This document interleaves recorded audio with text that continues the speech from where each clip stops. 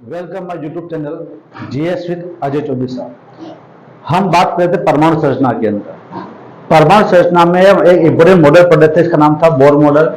और Bohr model के अंदर हमने यहाँ पर इलेक्ट्रॉन की त्रिज्या ज्ञात करना और इलेक्ट्रॉन का वेग ज्ञात करना हमने यहाँ पर सीख लिया था। अब हम पढ़ेंगे यहाँ पर इलेक्ट्रॉन की ऊर्जा ज्ञात करना। इलेक्ट्रॉन की कुल ऊर्जा निकालने का फॉर्मूला होता है कि कुल ऊर्जा बराबर होता है गतिज ऊर्जा और स्थितिज ऊर्जा। इन दोनों ऊर्जाओं को अगर अपन जोड़ देते हैं तो हमको यहाँ पर कुल ऊर्जा प्राप्त हो जाती है।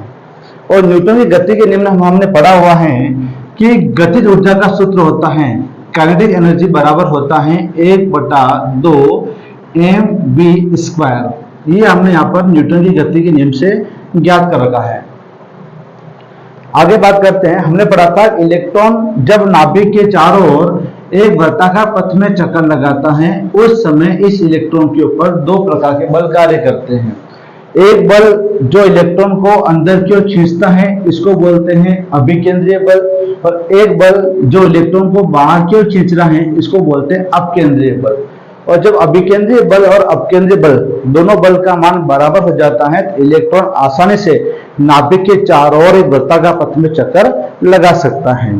तो ये हमको ये कह रहे हैं कि अपकेंद्रीय बल और अपकेंद्रीय बल तथा अभिकेंद्रीय बल दोनों बलों का मान बराबर होना चाहिए। अपकेंद्रीय बल और अभिकेंद्रीय बल का मान बराबर होना चाहिए। अपकेंद्रीय बल का फॉर्मूला होता है mv²/r। हमने निकाला हुआ है यहाँ पर बोर के मॉडल के अंदर, पहले वीडियो में सब दिखा हुआ है। और अभिकेंद्रीय बल का मान होता है ze²/r²।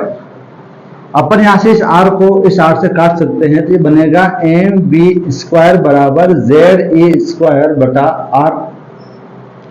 जब दोनों पदों में, इस वाले पद में और इस वाले पद में हम आधे से गुणा कर लेते हैं, दोनों पदों में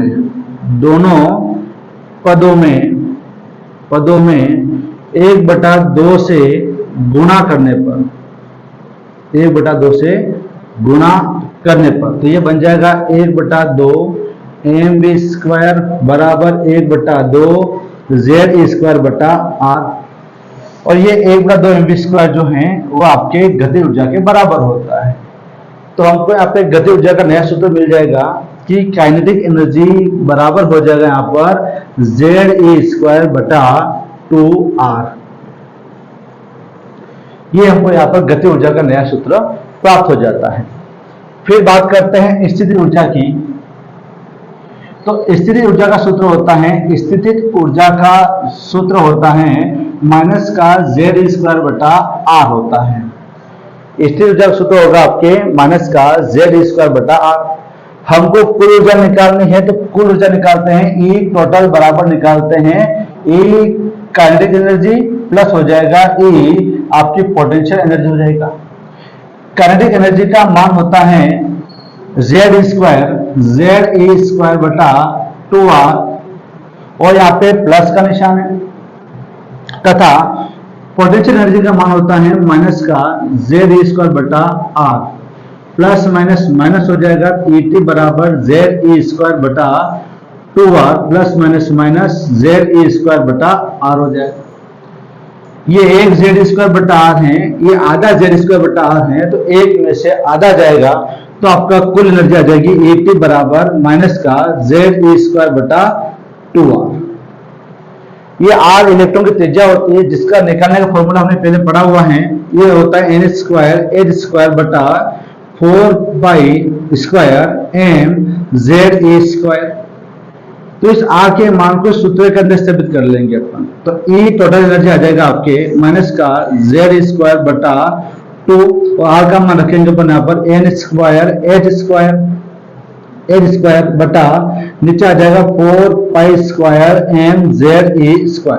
ये बटे में ये चला जाएगा आपके ऊपर और ये आ जाएगा E टोटल एनर्जी बराबर माइनस का ze², ये ऊपर जाएगा 4π²mze² बटा नीचे आ जाएगा 2n²h²। जो कट रहा है उसको काट लेंगे अपन यहाँ से, ये 2 से 2 कट जाएगा, 4 कट जाएगा 2 बार बाकी कुछ कर नहीं रहा है आपके, तो ये आ जाएगा आपका आंसर यहाँ पर ई टोटल एनर्जी बराबर, ई टोटल एनर्जी बराबर आ जाएगा ये माइनस का जेड और ये जेड, तो इसकी घात एक है, इसकी घात एक है, दोनों घातें जुड़ जाएगी तो माइनस का जेड स्क्वायर आ जाएगा, ई की घात दो, ई की घात दो, ये आ जाएगा ई की घात चार, यहाँ पे टू आ जाएगा, पाई स्क्वायर से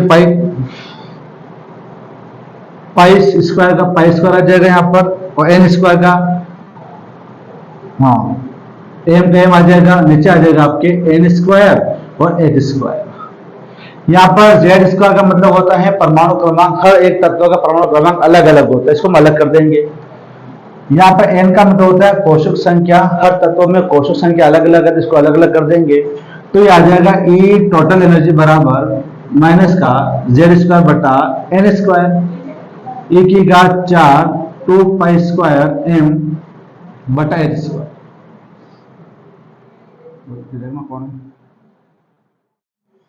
तो ई टी बराबर हो जाएगा आपके, ये सबका मान रखना पड़ेगा, ई का मान होता है माइनस का 1.6 गुना 10⁻⁻19 कूलम, टू का टू है, ये पाई का मान होता है 3.14, एम का इलेक्ट्रॉन का द्रव्यमान है 9.1 गुना 10⁻31 किलोग्राम, और एच का मतलब होता है प्लांक स्थिरांक, इसका मान 6.626 इंटू 10 के पावर -34 जूल सेकंड होता है।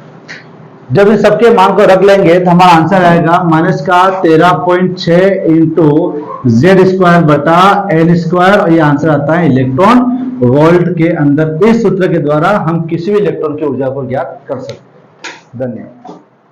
बंद कर दो।